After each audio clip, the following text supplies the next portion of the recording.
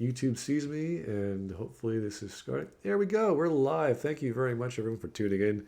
This was an impromptu conversation between myself and xLetalis. I wanted to have one with him because he is my go-to for everything The Witcher, and he took it upon himself to not only read the books but watch the series, do his own analysis. So if you ever want any detailed analysis on the Witcher series, he's currently in production on his YouTube channel, linked in the description. So thank you very much for joining me, xLetalis. You're welcome. The pleasure is mine. All right, and we're talking about, I guess, your one of your favorite topics, which is the Witcher series. Yes, In definitely. any permutation, of course, I know we all fell in love with the. I fell in love with Witcher 2. I did play the first game. I thought it was too buggy for my taste. It crashed on me, and I had a decent machine at the time. Witcher 2 really raised the bar. Witcher 3 is the gold standard. We all know and love today. And it's kind of like the gift that keeps on giving, whereas we look at bad media and say, oh, Mass Effect 3, The Last Jedi, we derive so much analysis and value from that because they're so bad. With the Witcher series, it's the exact opposite. There's so much good to be had and so much details that even fans of the books are surprised, as you yourself, I know, because you're still Hmm. making videos about the top 5 things you missed this time around Yes. in this DLC. I'm like, wow, really? How much stuff is there? So it's a Yeah, great there's a series. lot. So we're going to go over. I hope this will be a good analysis. I have a summary on the screen on the wiki page in case you haven't watched the show or if you've forgotten, like myself, because I watched the whole series, a week or two ago. And lots of memorable scenes, but maybe not in the most memorable order because of how they filmed it and in what order they presented it. I know the last episode was not a summary, but it was almost out of chronological order, and then it comes back up to present times, I think. Yeah. So Even I don't recall exactly how it was ordered.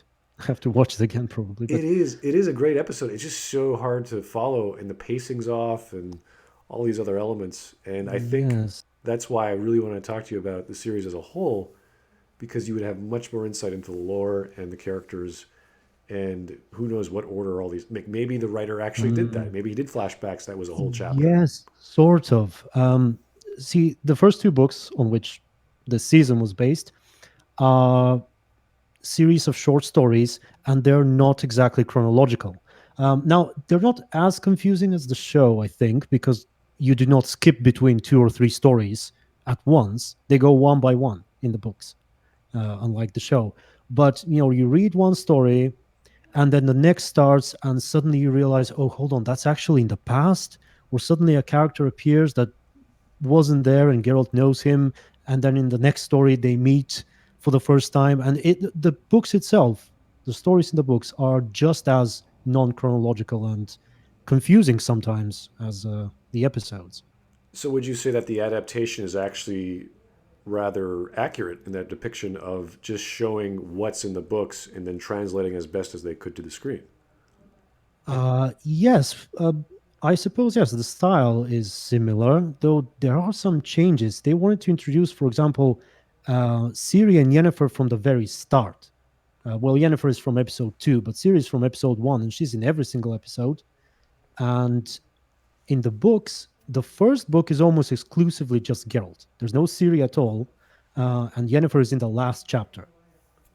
In fact, if you remember, was it episode five? I think it's episode five where Geralt and Yennefer actually meet. With the Jinn. Do you remember Right. that? Well, that's the first time we see Yennefer in the books. There is no backstory at all for her. So that is all new additions. Her as a child being sold out, being at school, transformed, and all that is. There are tiny references to that in the books, but it's never shown as obvious as it is in the show, This and is not actually that early. I read about this just a few days ago. They actually casted the character of Yennefer first before they got up Henry Cavill, and I'm not exactly sure why they did that, but I think they really wanted to enunciate that this is a main character and she's going to be relevant. And as we know from the Witcher Yes. 3, she's a very relevant character, but she's not the main hero, leading man sort of figure. And No, this is what, yeah, she, yeah, this is what confused me because I do know the depiction of how they meet, how Yennefer and Geralt meet in the books is much different than how they meet in the story or in the series. So was that actually handled well? Is what I'm curious because I would rather have seen the natural buildup in a video format of how mm, Geralt falls in love with his cripple, as opposed to her w- being yeah. already made sorceress. She is made sorceress when he meets her. When he meets her at the same time, in the same timeline, I suppose. Um, but how shall I put it? She's a less likable character, I suppose, especially early on. She is very, she can be very unpleasant. She treats him horribly when they meet. In here in the show, she sets him a trap or something. He mind controls him and uses him to do her dirty work. But in the book, she basically humiliates him. And he kind of falls in love because of that. It's it's a very unhealthy relationship that they have in the book. Um, and one moment, my daughter is here. Okay, no problem. This happens all the time on stream, guys. Don't worry about it. Some people have Yeah, responsibilities outside of YouTube. just a second. No problem. So if you remember from the series, if you guys actually watch the show, they pretty much walk into a place that Yennefer has mind controlled, and there's this huge orgy going on. And the only reason that Geralt is there to meet with this witch or this sorceress is because Jaskier has been uh, magically influenced by a djinn, and he's about to die. So he can't talk. His throat is bulging, and he goes to a doctor, and the doctor says to go to this witch that's supposedly being held under lock and key, when in fact she's the one who's in control of the household. And that was the big difference that I noticed because again, I have not read the books, but what I've been told is that this never occurs in the way it did. So It's in a similar way, I suppose. There are some differences, of course. Like, for example, in the books, we didn't know yet that she wanted to be a mother. And in the show, it's very obvious prior to that. She tries to use the jinn to restore her, ability to have children. Although that I wasn't a big fan of. See, in the books, um, mages lose the ability to have children as a side effect of magic. Like their um, glands or something don't secrete hormones the right way, and so they cannot have children. They cannot get pregnant. And in the show, we had this rather gruesome, extraction of her, all of her reproductive organs as this ritual before her transformation. yeah, And I actually wanted to talk about that because I that don't. does not happen in the Yeah, okay. books. Because I was like, wait a No, second. This no, no. I know it's a painful procedure, usually because they're underneath, they're under the weather, or they give them a sleeping draught, and they do the operation, etc. But it's not like this invasive procedure where No, no, no. organs are being It, removed. Yeah, it's like okay, it's just a side effect of magic that your body becomes unable to, work the proper way so you can get pregnant, something like that. okay, It's kind of ambiguous. It's not really well defined. And later on, when she's looking for a cure in the books, uh, to me at least, it makes much more sense that there could be a cure for that. And here, she doesn't have ovaries. She doesn't have a womb. She doesn't have anything. What cure is she looking for? yeah. Uh, It's also similar to the idea of how much power these people have. This is essentially a high fantasy or dark fantasy genre, so anything, almost anything goes. And from what I've understood is that the the lodge or the sorceresses circle are essentially immortal. They can just survive indefinitely. There's some sort of magic potion or yes. something everyone eats. Yeah. Well, it's some kind of it's magic that sustains them, I guess. Um, I don't think it was explained exactly. It's 'cause in the show. It is in the show. There is this. enchantment, they call it. They take out their organs and they make ink out of the organs or something, and they draw on their bodies, and that just makes them perfect and preserves them that way forever. In the books, it's more like, they're mages and they can magically keep themselves, the way they are. Right. And the way that this whole scenario is set up is that Geralt just wants to go to sleep. And was that a magic curse placed on him, or was it just he has problems sleeping because of his condition of being a witcher? He just Yeah, she mind controls him.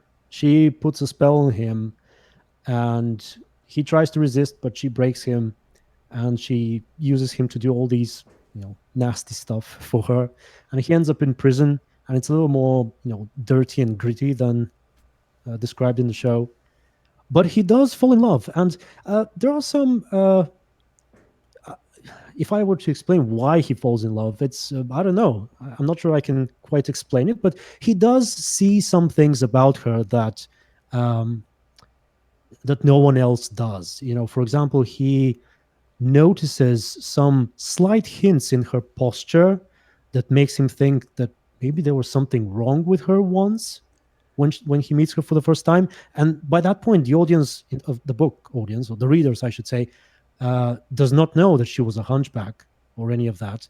And so he, sees some clues about her past and about who she was, and she figures it out based on their conversations. And I think she kind of likes that too. She feels like he's someone who sees her in a way no one else has.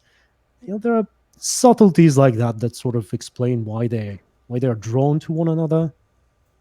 Uh, It's not bad, I suppose, but it's different. It's unique. I'm not expert, I suppose, but it's not a love story that you normally see. It's very unhealthy, as I said in times. They right. they constantly cheat on one another, constantly separate and get back together. And we'll see how the show portrays that. Um, yeah. Well, with the one love interest of Yennefer when she's still a cripple, I can't remember his name, but she pretty much just distanced herself from him because he tattled on her of her having a certain bloodline of elves, and she says to him, "Well, I'd rather uh, I want all these other things. I don't want to be digging around in some ancient archaeological dig." And then in the one of the last episodes, she's like, "Oh, well, you know who I am. You've loved me before. I was beautiful, etc." And he's like, "Yeah, but you've already made your choice." And I thought, a mature thing for a man to say to this person who, Yes, I actually like that too, and that's actually quite different in the books. If this is what they're trying to portray, what they're trying to adapt, I'm not sure. We'll see next season. But there's a part. It's in the second book when she's with Geralt. I think she's living with Geralt, and at the same time, she's seeing this guy. Istrid is his name, and she's basically with Geralt at night and with that other guy at day, and she's even considering marrying him at one point. And Geralt finds out, but she doesn't really want to end it, I suppose. And then Geralt goes to him, and they arrange to have a duel. But then immediately before the duel, she says to him, to Istrid, that she chooses Geralt. But then I think she leaves and just sends a message to Geralt. There was something complicated. I don't remember it quite well, but it was a whole different situation. And this Istrid guy, he was so desperate that he wanted Geralt to kill him over the fact that he lost Yennefer, but Geralt spared his life. Um, and that was entirely different, as you said in the show. So I'm not sure if this is yet to happen in the show, or that they decided to change it into what we have. And I actually hope that they did, because I didn't quite like the book thing, to be honest. well, it sounds as if the relationship between Geralt and Yennefer is very complicated, Yes, and yes. Oh, it is terribly complicated. okay, and in the show, it all gets reduced to I want to have children, and that's her driving force in the story. And I'm Hmm. like, okay, that's interesting because I never really got that either from the games or her as being a member of the lodge wanting to to organize and help guide kingdoms. Like she was always in a position of power, and then somehow she just sort of veers away from that, and now she wants babies. It's uh, it's Yes, strange. in the books, that's not such a huge theme for Yennefer, I suppose. It does come along later. After Kaer Morhen, Ciri goes to train with Yennefer. And then the two bond, and Yennefer starts referring to Ciri as her daughter. So she kind of finds her child in Ciri eventually. Spoiler alert, I suppose, if that happens in next season. But that's where her wanting to have children plot leads to in the books. All right. Well, there's a big talk always about the visual depictions of Geralt, his hair. Same with other characters. Are they accurate? And for the most part, I love the designs of his armor. I love the designs of his sword. The hair looked great.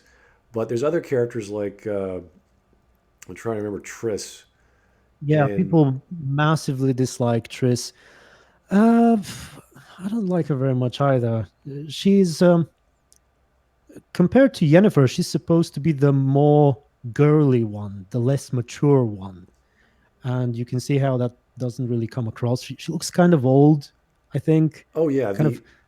the uh, actress who plays Yennefer. What's her name again? I think the actual actress looks better than she does in the show. In real life, but in the show, she just looks She looks kind like of a very old and young depressed. lady. She looks like she's like 19, 20. She has like a babyish face. Very Who are we attractive. talking about? Yennefer. Like she No, I seemed. was talking about Triss. The Triss looks too old Oh, I see what you in mean. the Yeah. show. Okay. Yeah.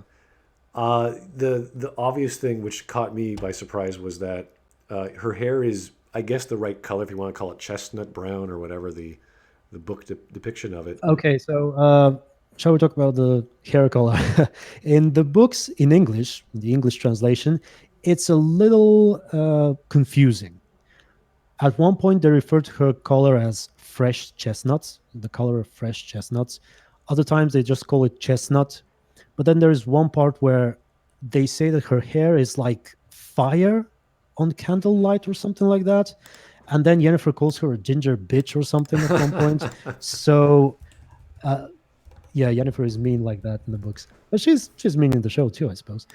But it's a little confusing. People who read the books in Polish say that she's supposed to have red hair, but my personal problem is that she looks a bit too old compared to Yennefer. She's supposed to be uh, a novice compared to Yennefer. A, she should have a younger aura, or I don't know how to put it. Although Yennefer herself is said to look 20 or something in the books. So it's kind of difficult to portray Yennefer properly. So you have to have this like a woman who has the personality of like 100-year-old but looks 20. Um, it's difficult, I suppose. There is one thing that struck out with me is like you see all these magicians and sorceresses, and they're all together, and they're all getting ready for a battle. And there's one of them which is clearly a redhead. Like just this is a witch. She's telekinetic, and she's like fighting Yes. off Nilfgaardians. It's like, hey, Yes. Coral. yeah. It's like, wow, what a really bright red hair color, sorceress. Also, Geralt's mother. Do you remember Geralt's mother? They show her. Does the show make it clear that it's his mother? I think so. It's her. Yes, I think so. The last episode, yeah. Yes, yes. She was very red haired as well in the show. Yeah, so I was like, okay, well, if they're gonna do that, um, did they care about these other secondary characters? It's like, nope, I guess not. They just hired the right actress that would depict her, and I think the depiction by the actress is fine, but it's the visuals that are just sort of throwing us off. Like, okay, wait a second, she's not quite what we would have in the book, not quite what we remember in. Is definitely not in the game. The game is Mm, basically plastic hair, just this bright red immovable yes. lock of a headpiece. So great stuff. It's just that really stood out because if you're going to go with a certain region of a certain ethnicity and you're saying no, we don't have redheads, and then you have a big flaming redhead who's who's not described and who's a third, I don't know, tertiary character, it's a little jarring just to me. It's not a big deal. It's purely cosmetic, of course. But that whole scene, that whole Mm, episode was it was just there's all kinds of magic happening at once. So yeah. hair color is not a big deal, but you see all this other stuff. And I wish I knew what happened in the books because every single scene there's some crazy magical thing happening. Like you have Nilfgaardian magicians dying after they launch a fireball. And you're like, what is going on? Yes, yes. That was a little confusing. It was supposed to be the whole magic has a cost, um, that they established in the beginning. She kind of uses the life from the flower to lift the stone. But then that's not really conveyed very well in the future when they cast spells. Like it's not always apparent what they're sacrificing when they're doing their magic. So magic You know, does some have a cost, though. it does, yes. Now I don't remember if there was a very strict rule in the books, but basically magic drains you. You can't do it forever. It becomes how shall I put it? It takes a toll on your body. Okay, but in the show, it shows as if it's like you're using the life or some sort of source of energy from somewhere Yes, else. it's like the Fell almost from Warcraft. If you saw the Warcraft movie, yeah, something like that. It's like your life essence is your mana or something like that. Right. Oh dear. Okay, we're not going to get into the video game tropes here, but we Yeah. we did get a super chat from Mr. Eric Santucci. Thank you, sir. This is a question for xLetalis. What is your stance on Vilgefortz? Did he throw the fight against Cahir because he's Nilfgaard's double agent, or did he lose fairly? That's a good question. Okay, that's a good question indeed. So first off, in the books, the Battle of Sodden is not shown at all. So he's talking about episode 8, the final battle. We don't know what happens there in the books. Um, Also, spoiler alert for future seasons, Vilgefortz kind of ends up being the main villain of the world, of the series. So first off, he's supposed to be super powerful when he is seen fighting for the first time in the books, more powerful than he is in the show. I don't know, was he holding back in the show, or did something happen in between those points in time? I would like to believe that. I'd like to believe that he somehow got more powerful because he absolutely destroys Geralt at one point, and Geralt should be stronger than Kair. So how did Kair beat Vilgefortz? I don't know.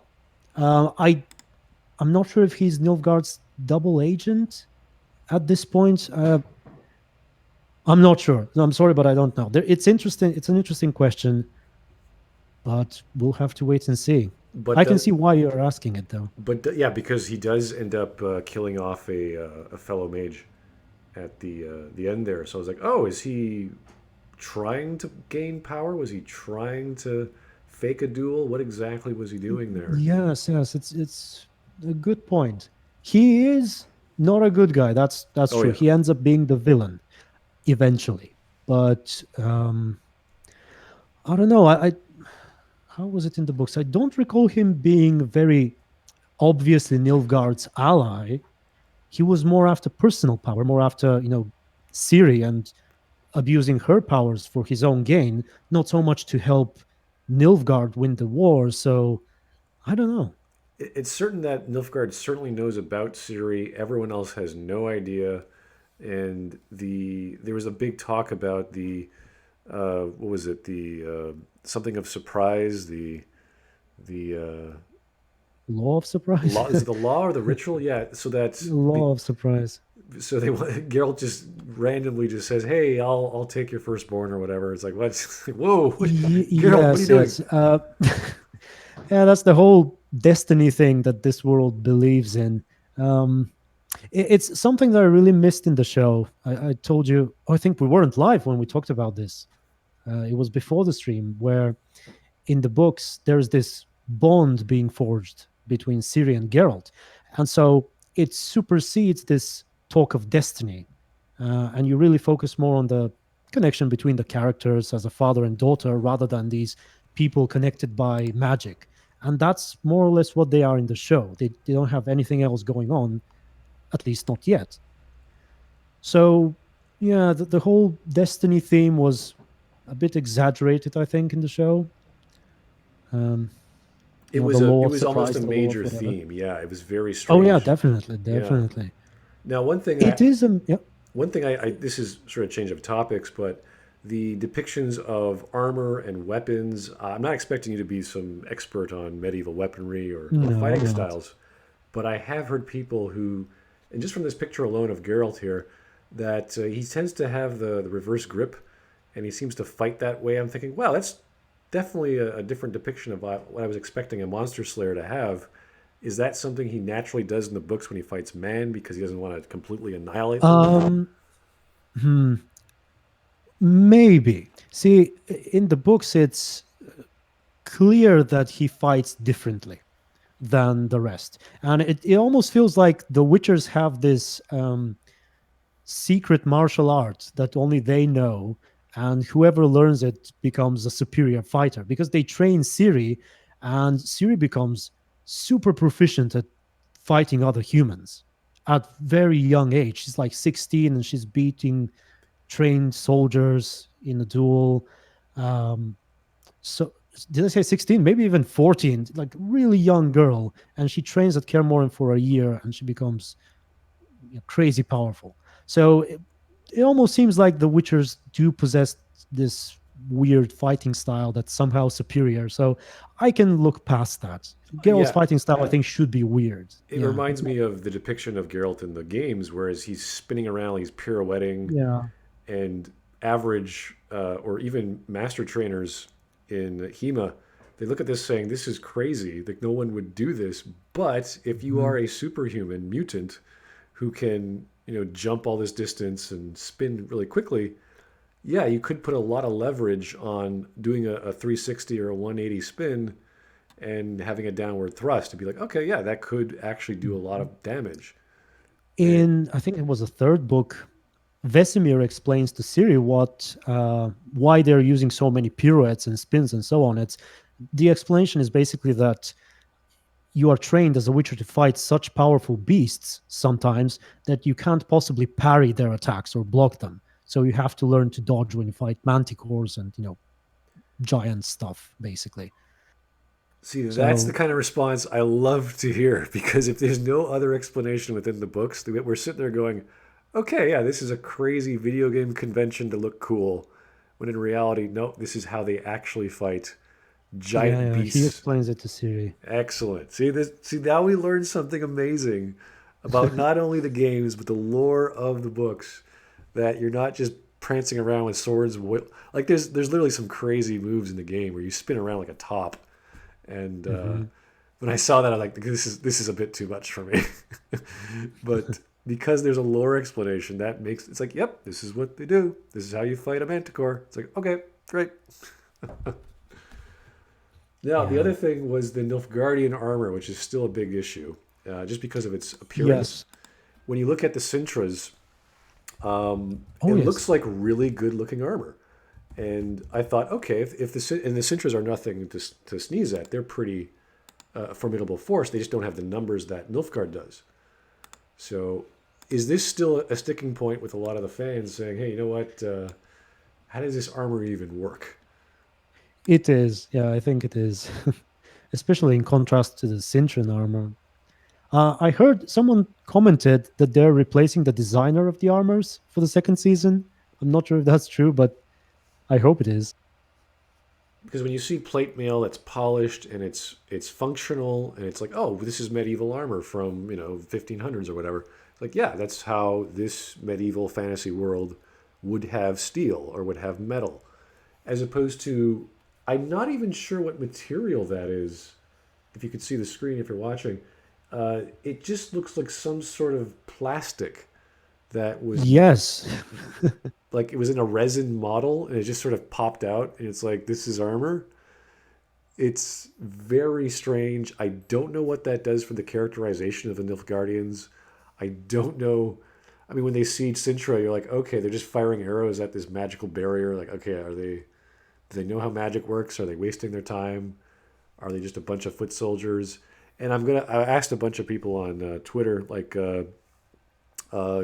King Emperor Penguin because he does a lot of military analysis of movies and games. And I was like, dude, you have to do the Siege of Sintra because I really don't understand what the hell is going on. There's magic involved, there's arrows involved, there's flaming arrows. You got guys with spears and on horseback. It's like, is this because it's a big castle? It's a really big place. It And is. and I was like, is this even possible to siege the castle that way? Especially when you have a magical barrier that stops arrows and anything from coming past. You're like, oh, Yeah, I think they didn't take him to the battlefield though. that would have been The handy. magician. Yeah, because again, Yeah. as you mentioned in episode 8, this we never see this battle take place. And can you imagine an entire army of was it 60 mages or 80 mages Hmm. at least, and they all get defeated by Fringilla? And like, how amazing is Fringilla? Like, what the hell are Nilfgaardians doing there to mages that you can just do anything and go crazy? And now she's like sacrificing, people with minor talents in magic to make fireballs and lightning trebuchets on fire with magic. It's like all this crazy powers. Yeah, it is crazy. That's not in the books. That's not really how it's described. Well, it's not mentioned the whole battle, but I don't think there was such a thing there. And I didn't like the whole idea because she was planning to drain them, but she was actually draining her own people. I don't know what the exactly the plan was. Maybe her mages are so exposable that she can just kill them for one fireball, and they were so easy to deflect. Yennefer put no effort basically to deflect them, and the mages on the other side literally died to create them. I don't know. And there's even a comment in that by the war leader saying, "Hey, you're not doing anything." And all of a sudden she says, "Okay, fine. Now it's time to start winning." It's like, oh, now it's time to start winning. Great. It's a great idea, Fringilla. So I thought the battle was going to be totally one sided, and then Fringilla's like, no, no, no. In Nilfgaard, we have no limits on our training and whatever. And you're like, oh, okay. So now there's this power vacuum between this one empire that's just constantly winning and winning. One mage can take out an entire fortress filled with mages and mind control them and launch fireballs and do all these crazy mist attacks and everyone else Yeah. is like running around scared. What? Fringilla did fight in the books on Nilfgaard's side, but she wasn't as important, and she wasn't as zealous, I suppose, as convinced in their philosophy as she is in the book. Um, in the book, she is almost like spreading a religion. She has a line saying that they'll. What did she say exactly? Um, like they'll spread Nilfgaard's something across the kingdoms, whether they like it or not. I think she said something like that. It literally sounds like some religious zealot who's trying to convert everyone to their religion or die, basically. And she wasn't like that in the books. She was more mild. Well, she is Uh, pretty formidable in the stories as well as the games. So she is a major player. I guess they're just building her up and they're doing it in a very strange way. yes, perhaps. Um, Now, there's one because she character. does end up joining the Lodge of Sorceresses later on, and the Lodge is like 90% Northern sorcerers. So these people like Yennefer and Triss and so on, they actually ally with Fringilla and become partners and part of the Lodge. So now what I'm seeing Fringilla doing all these things and thinking, how are they going to be friends later? We'll have to wait and see, I guess. Yeah, there's a lot of history between these characters already, and it's very interesting to have that because if you're coming from the games, uh, they all just seem to get along. All the witches sort of respect each other. They're all sort of like, okay, we're sisters. We're now going to Hmm. work together. But it's like, hey, you just killed like 3 dozen of my brothers and sisters. Is there going to be a reckoning? Is there going to be some sort of mea culpa saying, okay, now I'm no longer serving my own interests. I'm serving everyone's. Like there has to be some sort of reconciliation before we get to that stage in the story, if they want to go that Hmm. route. Again, the showrunners can do whatever they like, but Yeah. And in fact, I was surprised that they made Fringilla so prominent of a character so early on, because in the books, she doesn't appear until like midway through, I think. I don't think she's ever even mentioned. And now she's in there from the get go, and she's important. What? So almost entirely new, all this Fringilla story. Yeah, it is. It is pretty like she's on a power level that we weren't expecting, and it's not that it's unexpected to say that she's very powerful. It's just that where did it come from? If she came from this this brotherhood, and all of a sudden she's now on a level far above everyone else. That's where I'm sort of Yeah. confused. Now, in the books, she doesn't come from there, actually. In the books, Nilfgaardian sorceresses train in Nilfgaard. They do not train in Aretuza with the northern sorceresses. But they do have some sort of respect that she can get invited to their meetings and say, "Hey, you're one of us. Come along and talk." Like they actually have some sort of camaraderie to allow this to Yes, happen. yes, they did. So I was under the impression that they were, brothers and sisters and they trained together, but apparently not. Okay, interesting. No, the Nilfgaardians trained on their own, as far as I remember. Yeah. So here you have a scene of these three. Well, the first two on the right are magicians, and the one on the left, I believe, what's her name again? It's Renfrey Renfrey. from episode one. Yes, and Yes. the depiction of Renfrey was from what I because this was the first episode, so everyone's like very very attentive. Hmm. They said it was pretty It was good. probably my favorite episode. Yeah, I think first episode was my favorite Yeah, and out of the the whole show. story of Renfrey was fairly accurate. It wasn't perfect, but it was like you know what they got the Yes. puck in the net. It's good to go. The fans of the book go, yeah, this is fine. But then you get to around episode two, three, four. That's when things starts like the hardcore fans go, wait a second, this is not how it's going. And Yeah. episode four was the last, I think the last drop or something. I don't know why. What was episode four? Was that The the banquets, bastards, and the burials. the banquets? Yes, the Dune. I think people disliked the somewhat, shall I say, feministic remarks that some characters made, like Yennefer. The Yennefer has this monologue where she's um, basically saying that this little baby girl who died is fortunate to have died rather than living as a woman or something like that. And maybe that's what people didn't like. I didn't feel it was necessary, to be honest.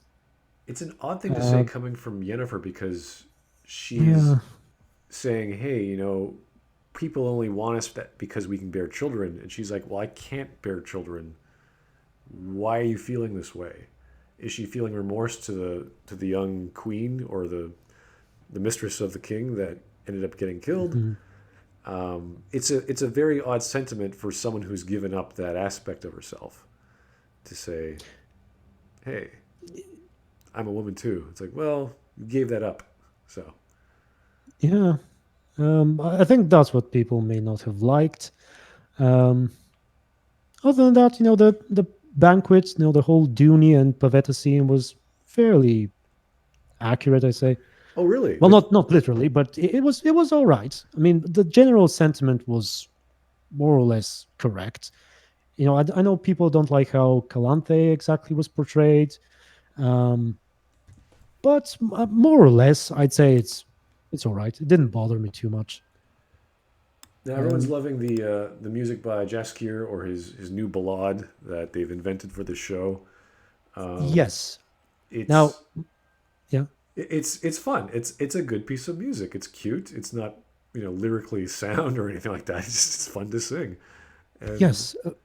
People are displeased with it because it's well, some people at least, because it doesn't sound medieval. And I guess that's true, but it sounds all right in my opinion. I don't mind. My personal favorite is actually the romance theme, if I can call it this way, between Renfrey and Geralt. It plays for a very short time when they're about to kiss, and it never plays anymore. Just on the first episode. But that was very much very Witcher to me. It was the most kind of Witcher sounding track in the whole show. But generally, the music is good, I think. oh Um, yeah, the production value in general, I think they really gave that quality. Even if you're not a fan of the show, if you're on a Netflix subscription, you're going to enjoy watching this. And people were saying this is kind of like the little brother to Game of Thrones, with the level of magic and nudity and violence and everything's just sort of the same attitude, just on a high fantasy level that Game of Thrones was nowhere near. Game of Thrones slowly got into magic, whereas here we're already in the realm of monster slaying and magicians and sex and violence and all sorts of high end adult themes. So people like that Yes. just for that alone, and you can appreciate this show. But it's the ideas of the stories and the details that the fans love. Some people, again, with the fighting, they're like, okay, this if he's a monster slayer, he should be able to cut people apart with barely any effort. And I see that even in the first few episodes, he does a pretty decent job winning battles. He gets cut up here and there. Um, I think my favorite one was with the golden dragon. What the hell was that one called? Um, Rare Species, Uh, episode 6. yes, rare species. Yeah, the fighting is good there. Yeah. Um, some dislike the fact that Yennefer is a bit too proficient. She's dual wielding and fighting a whole bunch of people with swords. That doesn't happen in the books, but I mean, I don't know. We see later on that Vilgefortz is kind of magically enhancing his, fighting ability, his martial art, if you will. So maybe Yennefer has studied that in the decades she's been at court. I don't know.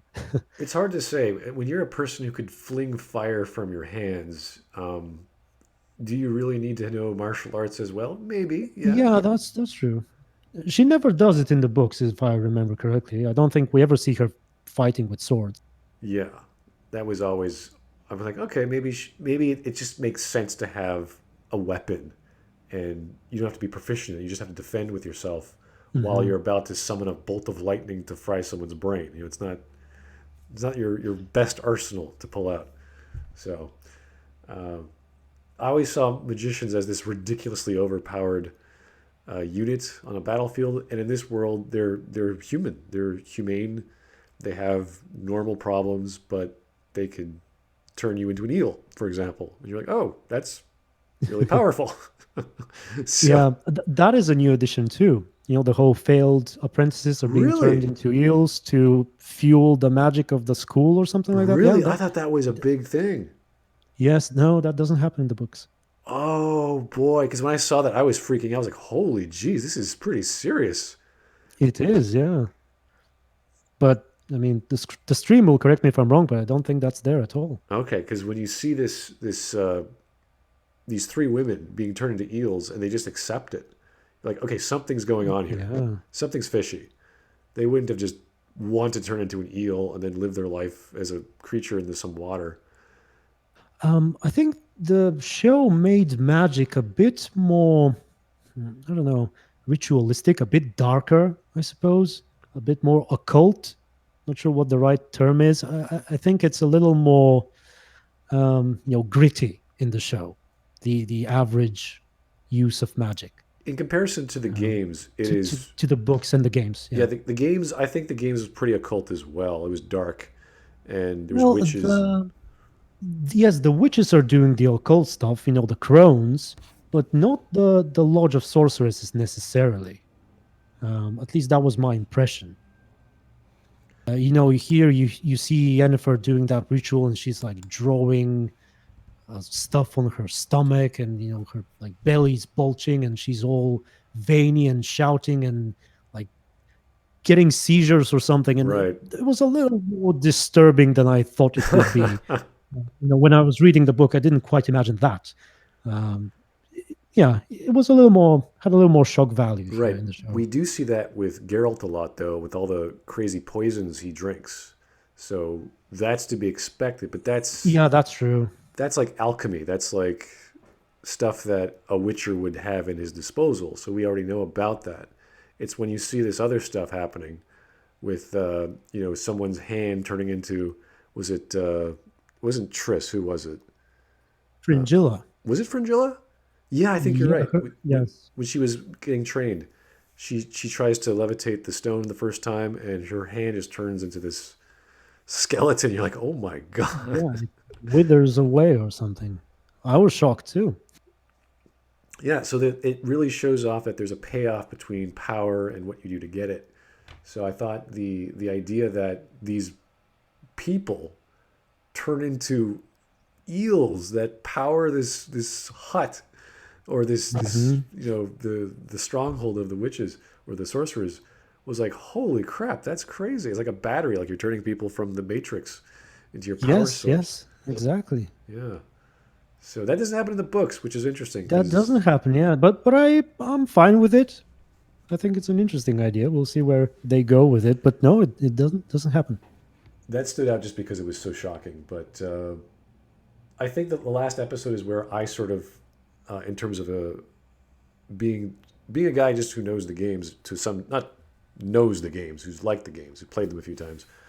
But when you see the last episode and you see the dream sequences and you see the telepathy and the flashbacks and all these jumps between Siri and Geralt, and it's just, you're really trying to pay attention. You're like, what is happening in this scene that goes on for 5 minutes, and then we cut to Mm. Siri, and then we cut to, it's like, wow, this is just hard to follow, and that's where it almost lost me because the pacing was slowed down. Things Oh, just, you're cutting. can you hear me now? I don't know. Is it me or is it you? It could have I been can me. no longer hear you. Okay, 1 second. Hello, hello, Oh, hello. I think you said hello, hello. Yes, hello. Yeah, I can see your message on Discord. Okay, can you hear me now? Yeah, I read you on Discord, but you're not. Okay, let's try now. How about now? Oh, I think you're okay now. Great. Okay, I switched the server to Yeah. Singapore, so Okay. Singapore is always the winner in our joys of uh, of Discord. So, Okay then. what I was talking was that the last So episode was so disconnected in times. I was hard to follow. yeah, well, I think I told you about the last episode. My biggest problem was that the Syrian Geralt thing was not set up. That was my biggest problem, really, in the whole show compared to the books. Because the second book is called The Sword of Destiny, so it's all the Destiny stuff is in the second book. It doesn't quite start from the beginning like it does in the show, but it all culminates with Geralt and Ciri forming this natural bond. And they form it before Geralt even knows. I think, again, the stream will correct me if I'm wrong, but I think Geralt doesn't even know that she is the surprise child when they sort of bond together. They spend some time in Brocculon Forest and they get out together, and they have some banters back and forth and conversations and an adventure, if you will. And it's really sweet, their relationship. They really are kind of like father and daughter. And so their relationship, I think the point of the book is that their relationship transcends destiny, that it's something more than destiny. As I said, the last episode's name is Something More, and I thought it will be that in the last episode, that relationship, but they just meet in the end without having seen each other at all prior to that. So that's really my biggest regret. um, but in terms of how confusing it is, yeah, it is a little confusing because from the get go, they're trying to carry all these stories together, and the books don't really do that. Um, it takes quite a while until Ciri is introduced. It happens in like one third into the second book, I think, and Ciri is here from episode one in parallel with Geralt. So it is a little extra confusing, yeah, if you want to carry these stories and follow them together and conclude them together. Um, yeah, but I think overall they did a decent job given the changes they made and given what they wanted to do with the show. Yes, the icon of the show is, I don't know if you guys can see on the Netflix website. It's the wolf representing Geralt, the star representing Yennefer, and I think there's a name for the star, I can't remember, and the swallowed tailed bird Yeah, representing the Ciri. swallow. Yeah, Yeah, so these are like these three plot lines, and they're finally intersecting and coming together. There's one last thing I wanted to talk about, which I mhm. remember from the games, because it's actually a plot point in Yennefer's storyline, and it becomes a factor in her relationship with Geralt in the show, and that's that they're aware that the Jinn cast this spell, or the wish that Geralt wished for was to have their fates or their lives constantly intersect. Yeah, And this was in the game, it's like this thing she's always thinking about. It's not a huge problem. Whereas in the show, it's like, oh, I don't want to talk to you anymore because yes. you did In this the to me. books, it's a little more ambiguous. Really, it's not very clear. Geralt does wish for that. That is revealed, but is it really? Is there really some magic that is bonding them? We don't really know. And in the show, they make it sound like, yeah, there definitely is. Um, and the games, I think, follow the books in that way. As you said, Yennefer is kind of uncertain. And it's up to you, really. It's up to the player to decide whether that was magic or whether that was really nothing special, because you can choose what to do with Yennefer after the wish has been broken. And in this show, it's really right after, I think, the episode with the Gold Dragon that once this gets revealed, they're sort of like, oh, I can't talk to you anymore. How dare you do this to me? And she doesn't believe in the feelings that she has. And that's again the same Yes. idea, same theme in the games, that she always wants to know if it's real or not, if or is a work of magic.